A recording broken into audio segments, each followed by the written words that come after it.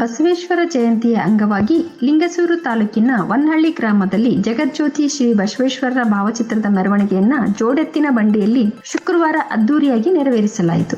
ಮೊದಲಿಗೆ ಗ್ರಾಮದ ಹಿರಿಯರು ಬಸವೇಶ್ವರರ ಭಾವಚಿತ್ರಕ್ಕೆ ಪೂಜೆ ಸಲ್ಲಿಸಿದರು. ನಂತರ ಗ್ರಾಮದ ಪ್ರಮುಖ ರಸ್ತೆಗಳಲ್ಲಿ ನೂರಾರು ಜೋಡೆತ್ತುಗಳ ಭವ್ಯ ಮೆರವಣಿಗೆ ನಡೆಸಿದ ಗ್ರಾಮದ ಮುಖಂಡರು ಮತ್ತು ಯುವಕರು ಗ್ರಾಮದಲ್ಲಿ ಹಬ್ಬದ ವಾತಾವರಣವನ್ನೇ ನಿರ್ಮಾಣ ಮಾಡಿದರು.